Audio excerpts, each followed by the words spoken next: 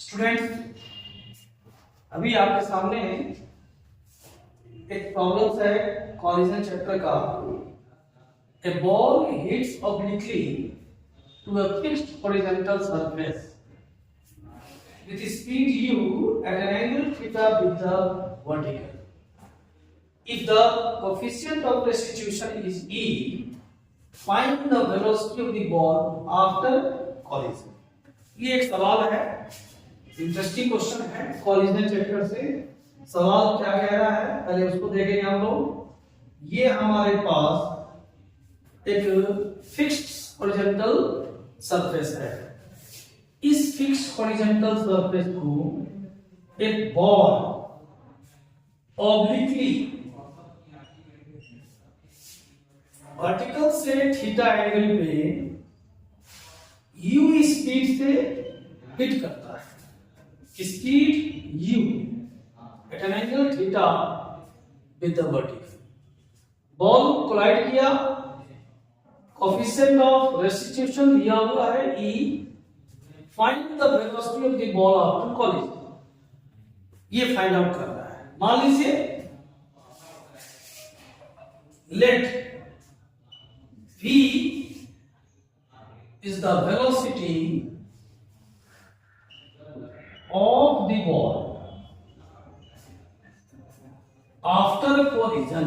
मान लिया मैंने collision के बाद बॉल की वेलोसिटी v है at an angle alpha with the vertical। Vertical से अल्फा एंगल पे बॉल टकराने के बाद कुछ यूं जाएगा। बॉल की वेलोसिटी मैंने v मान लिया at an angle alpha with the vertical. ये सवाल कॉलिजन का है और कॉलिजन के सवाल में हम लोग यूज करते हैं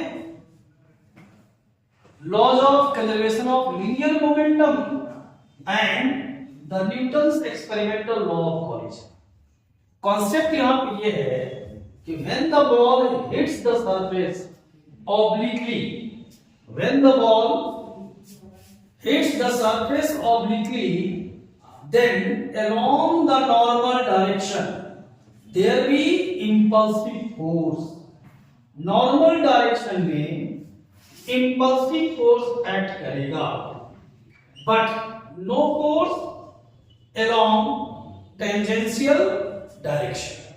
टेंजेंशियली कोई फोर्स अप्लाई नहीं होगा, लेकिन नॉर्मल डायरेक्शन में स्ट्रॉन्ग इंपल्सिव फोर्स एक्ट करेगा। तो हमें नॉर्मल डायरेक्शन में अप्लाई करना है Newton's experimental law of collision और टेंजेंशियल डायरेक्शन में इस्तेमाल करना है the laws of conservation of linear moment. बस सवाल हमारा सॉल्व हो जाएगा। तो आइए पहले अप्लाई करते हैं according to laws of conservation of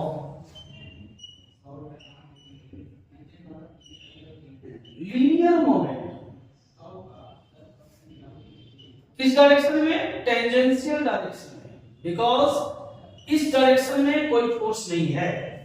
तो आप देखिए ये आपकी वेलोसिटी u है, ये एंगल थीटा है, तो इस u का वर्टिकल कंपोनेंट आपका u cos थीटा हो जाएगा और tangential component in this direction u sin theta हो जाएगा। ये जो वेलोसिटी टक्कर के बाद मैंने v मानी है, इसका vertical component v cos theta हो जाएगा, v cos अल्फा एक्चुअली, और टेंजेंशियल हो जाएगा v sin अल्फा। तो हमने मोमेंटम लगानी है, तो momentum final is equal to momentum initial in along tangential direction।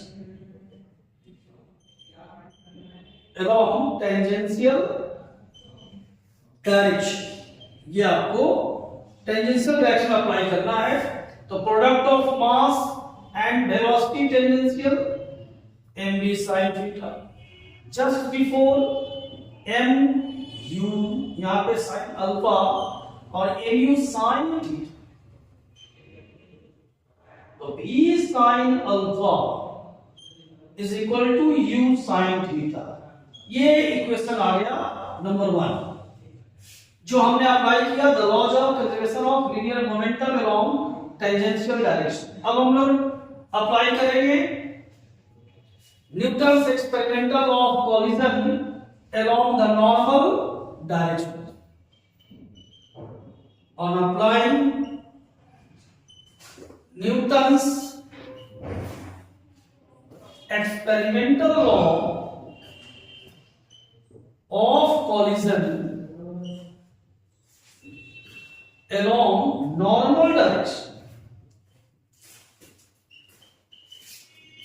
आपको पता है Newton's experimental law of collision का statement, the ratio between relative velocity after collision to the relative velocity before collision equal to minus coefficient of restitution।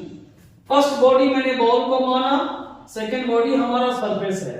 Surface before collision after collision stationary है, v2 u2 0 हो जाएगा। v1 हमारा ऊपर की ओर है v sin alpha, v2 0, u1 downward है minus u sine theta, u2 0 minus, इसको simplify कीजिएगा तो v sine alpha is equal to u e sine theta हो जाएगा। अब ये दो equation, number 1 from the principle the laws of conservation of momentum and another from the laws of the Newton's experimental law of collision, इन दोनों का इस्तेमाल करके हम लोग सॉल्व करेंगे तो आफ्टर कॉलिजन वेलोसिटी भी मालूम हो जाएगा और ये एंगल अल्फा भी मालूम हो जाएगा। तो क्या करना होगा, इन दोनों इक्वेशन को स्क्वायरिंग एडिंग करना होगा। On squaring adding and adding equation 1 and 2, left hand side v square sine square alpha, यहां